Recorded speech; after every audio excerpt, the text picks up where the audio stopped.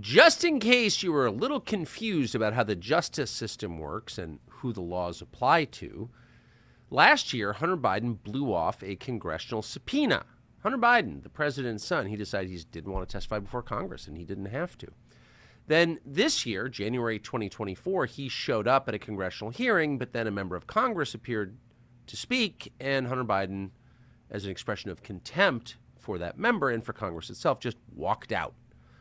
What happened to Hunter Biden? Well, he's still selling his childish artwork for hundreds of thousands of dollars a piece to Democratic donors who are reaping the benefits of that. You can be certain that little donation to the Hunter Biden Lifestyle Fund. So that's Hunter Biden's experience of our justice system. Now, Peter Navarro, who was a college professor for years and not especially political, wound up in the Trump administration as a trade official, trying to narrow the trade gap between the United States and China. He got caught up for reasons that were never clear in the January 6th committee, the fake partisan committee run effectively by Dick Cheney's daughter, that we now know did nothing to bring the truth to light about January 6th, but abetted a cover-up of what actually happened that day. And yes, it was a setup, and that's not a conspiracy theory. That's an obvious conclusion based on the now emerged facts. So Peter Navarro did not testify before that, quote, committee. What happened to him? Well, Peter Navarro was just sentenced to 4 months in prison for that dastardly act, defying a congressional subpoena by the fake committee. Okay. So you would think in a functioning country where people had a commitment not just to party but to principle and in living together peacefully, maybe for the next 100 years or so, people would be standing up for Peter Navarro. No! Here's one of the dumbest people ever to serve the United States Senate, Claire McCaskill of Missouri, celebrating that sentence on MSNBC. Watch. Well, as a person, I wish it was 4 years instead of 4 months. But it is always heartening to see the system work and to see someone who has worn a suit and tie to work forever and has been in the halls of power be held accountable for refusing. But, I wish more people had been charged with contempt of Congress. I understand why they weren't, but Congress has to work on oversight. He should do 4 years in prison, 4 years until he's dead. Remember they told us that female leaders are going to be more compassionate and empathetic and kinder? A lot of them turned out to be bloodthirsty and punitive. Maybe we should reassess that assumption. But in any case, Peter Navarro is, all things being equal, headed to prison very soon for the crime of not obeying Dick Cheney's daughter. We thought we would talk to him before that happens. He joins us now. Peter Navarro, thank you so much for coming on.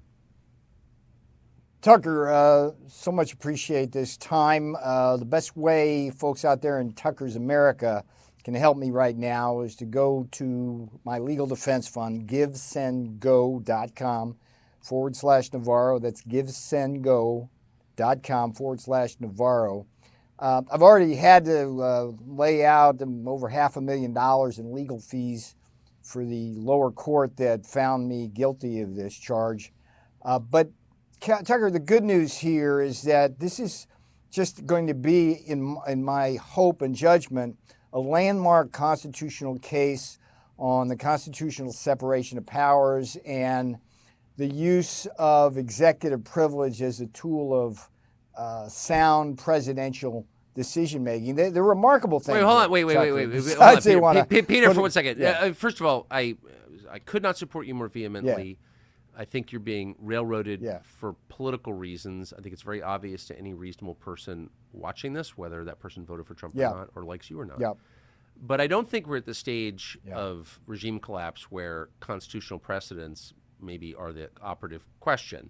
I think it's about force, and they're trying to put you in prison because they don't like you, and they want to send a message to others that if Trump gets elected, don't serve that administration. You'll wind up like Peter Navarro, spending your 70s in jail. So my question to you is, and this has got to be obvious to you, if they, I think it's 57 or so days from now, they can put you in prison no matter what you say, whether it's appealed or not. Yes. If ordered to go to prison, why would you comply with that? Like, at a certain point, do you just say to yourself, this is all fake? It's not our system you're upholding, it's our system you're destroying, and I'm not going to participate in it.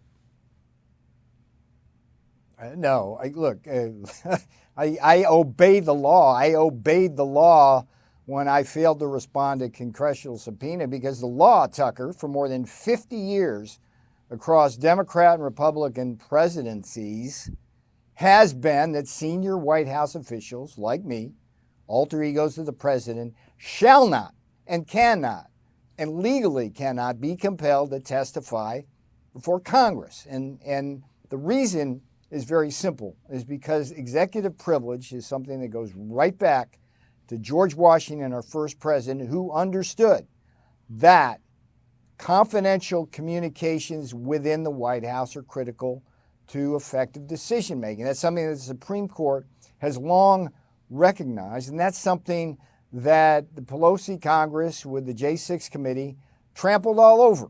But you're kind of making my point for me, though, here, aren't you? Wait, hold on. Aren't you making the point for me, which is everybody knows that. It's long established. Eric Holder, Attorney General, blew off a congressional subpoena from a real committee. Yes. This was January 6th, whatever that body was not a real committee. It was a cover-up operation that committed crimes, okay? So they didn't even have the moral authority to tell anybody to do anything. They should be charged. But their precedent was very, very clear. You're not the first White House official to say you can't subpoena me. So they knew that when they sentenced you to prison. So they don't care about the law. Only you care about the law. So isn't it kind of asymmetrical here?